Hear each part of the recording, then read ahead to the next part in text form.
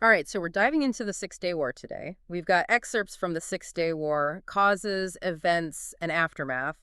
And, this is a conflict that really reshaped the Middle East all in less than a week. Yeah, and I think a lot of people don't realize it wasn't just like boom, sudden war. It was years and years of tension just building up. Right, so you've got Israel on one side and its Arab neighbors, Egypt, Syria, Jordan on the other. And things were not exactly friendly. No, not friendly at all. I mean, many Arab nations didn't even recognize Israel as a legitimate country. Some even wanted to see it wiped off the map. Talk about a tense situation. And then you add in the historical baggage. You had the 1948 Arab-Israeli War and the 1956 Suez Crisis, which only made things worse. Yeah, those conflicts just solidified the existing mistrust, making it almost impossible to imagine any kind of peaceful coexistence. Right, and so then we get to 1967. Gamal Abdel Nasser, Egypt's leader, starts making some very bold moves. He was charismatic, that's for sure. He mobilized Egyptian troops right near Israel's border and then closed off the Strait of Tiran, blocking Israel's access to the Red Sea. And Israel saw that as an act of war. Right, it was a huge escalation, no question about it. And then to make matters worse, Syria was getting some bad information. They were being told that Israel was about to attack them. Wait, who was feeding them this bad intel? Well, the Soviet Union was backing Syria at the time, and it seems like they were the source of this misinformation. So was this a genuine mistake on the Soviets' part, or were they intentionally trying to provoke a conflict? It's hard to say for sure. Historians are still debating that. But whatever the reason, this misinformation just poured fuel on the fire. Wow, so you've got all this historical baggage, military buildups, and then a superpower potentially meddling behind the scenes. Sounds like the perfect recipe for disaster. It was. And it was all about to boil over. And that brings us to June 5th, 1967. It's dawn, and everything changes. Israel, fearing an attack, decides to act first. They launch Operation Focus, a surprise air attack on Egypt. And it was a devastatingly effective attack.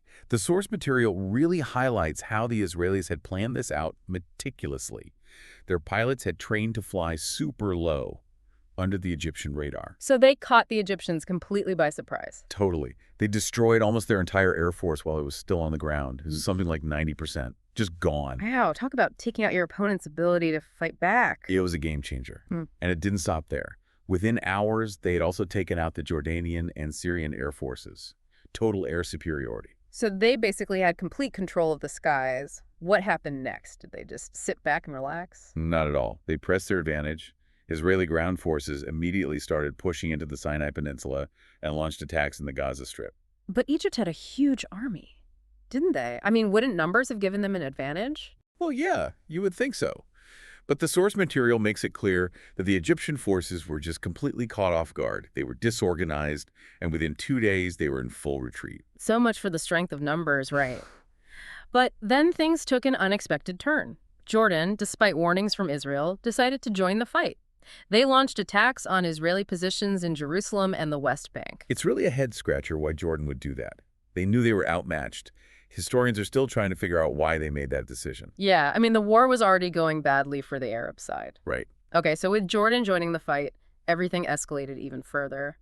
And now the world was watching as Israel launched a counterattack and eventually captured East Jerusalem, one of the holiest cities in the world. The capture of East Jerusalem was a major turning point. It gave Israel control of a city with huge religious significance for Jews, Christians, and Muslims. And it also marked the beginning of their control over the entire West Bank, which is an area with deep historical and religious roots for both Israelis and Palestinians. So even in this early stage of the war, we're seeing decisions and actions that are going to have huge long-term consequences. Definitely.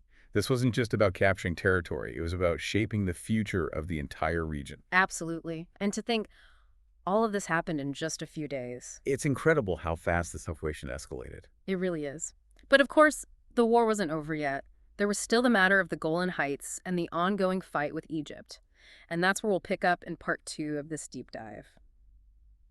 Okay, so we left off with Israel scoring some pretty major victories against Egypt, Jordan, and Syria. But the fighting wasn't over, was it? Not even close.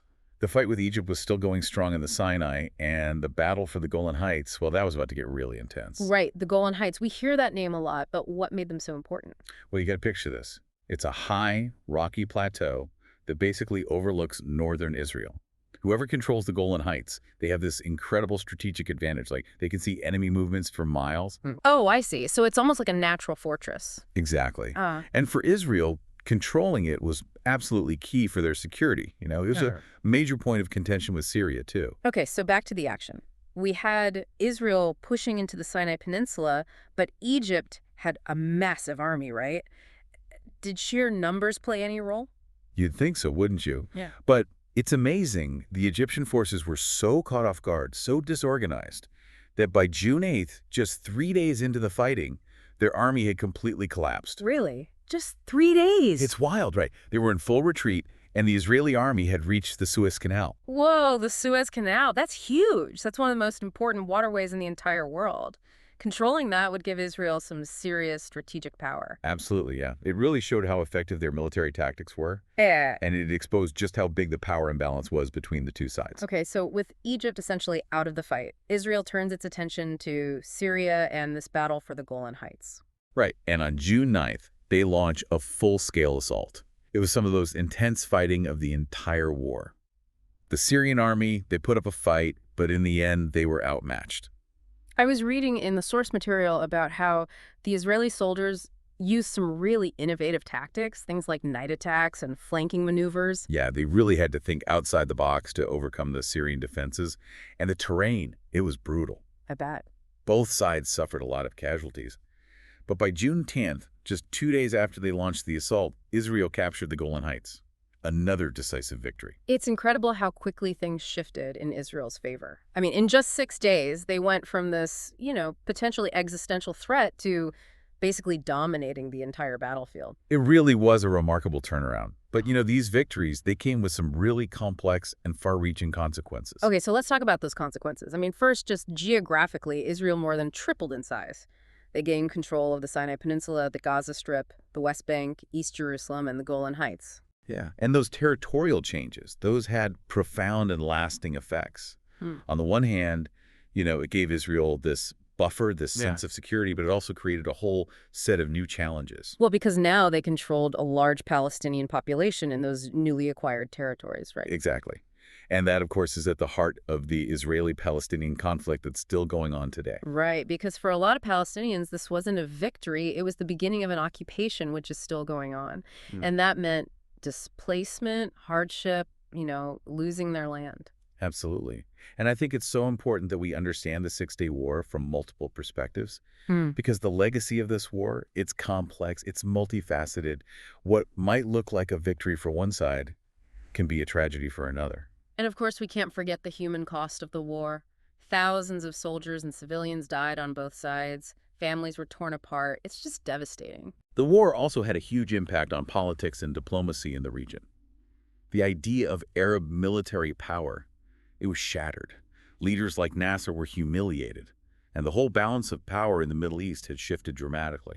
And in the aftermath of the war, the UN passed Resolution 242, which basically called on Israel to withdraw from the occupied territories in exchange for peace and recognition from its Arab neighbors. And Resolution 242, that was a landmark document, but it was also kind of vague. A lot of the language was open to interpretation, and that ambiguity would cause problems for peace negotiations for years to come. It sounds like in a lot of ways the Six-Day War created as many problems as it solved. It was a decisive military victory for Israel, but it also created the conditions for more conflict down the road, and it really highlighted those deep divisions in the region. You put it really well. It wasn't just a turning point, it was a seismic shift. And we're still feeling the effects of it today. So we've talked about how the war unfolded, we've talked about the immediate aftermath, but I'm really curious about the long-term impact. How did this conflict reshape the Middle East in the years that followed? How did it change the relationship between Israel and its Arab neighbors?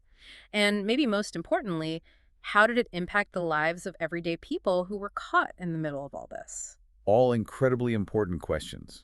And those are exactly the questions we're going to explore in the final part of our deep dive. All right, so we've covered the battles, the victories, all the immediate fallout of the Six-Day War, but now I want to dig into the long-term impact. Like, how did this war actually reshape the Middle East? Yeah, and it's fascinating because the Six-Day War isn't just like this event in the past. It's really become this lens through which people view the whole Israeli-Palestinian conflict even now. I see what you mean. It's not just what happened in those 6 days, it's how those 6 days kind of continue to influence the narrative. Exactly, yeah. For some, the Six-Day War, it's like this testament to Israel's strength, their resilience. It's like this moment of self-defense against all these overwhelming odds. But then for others, it's the start of this really painful occupation, a source of ongoing injustice. It's a really powerful example of how one event can have such drastically different meanings for different people. It's no wonder it's so hard to find some kind of common ground. And that's why understanding the Six-Day War is so important, I think. It helps us get a grip on these really deeply entrenched narratives, the emotional baggage that both sides are carrying with them. It's like you're trying to untangle a knot, but you don't even know where the strings begin. Yeah, it is. We really need to understand the context, the fears, the aspirations, all of that, to see how it's driving the conflict today. So, how did the 6 Day War kind of shape the whole effort towards peace? There have been ups and downs over the years, right? Oh, absolutely. We talked before about how Israel returned the Sinai Peninsula to Egypt in 1979 as part of that peace treaty.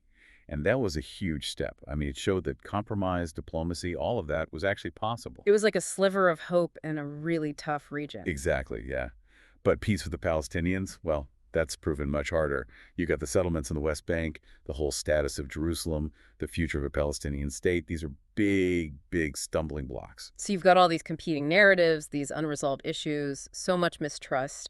It's easy to see why peace has been so hard to achieve. The Six-Day War didn't create all these problems, of course, but it definitely put a spotlight on them, made them bigger, maybe even more difficult to solve. What's so crazy to me is how this war, it lasted less than a week, but it's still casting such a huge shadow all these decades later. It shows us that even decisive military victories don't necessarily lead to lasting peace. It takes dialogue, it takes empathy, a willingness to compromise. That's how we can hope to maybe resolve these deep-rooted conflicts. So we've covered a lot of ground in this deep dive, from preemptive strikes to shifting borders, from moments of hope to real despair. We've really seen how complex the 6 Day War was. It was a massive turning point in the Middle East, and it's still shaping the region today. It's a conflict that deserves our attention, our understanding. We need to be committed to finding a more peaceful future. That's a great point. And on that note, we've reached the end of our deep dive, but we want to leave you with one last thought. How do you think this short but intense war continues to shape the world we live in? What lessons can we learn from it? How can understanding this conflict help us navigate the world today? We encourage you to keep digging, keep asking those questions.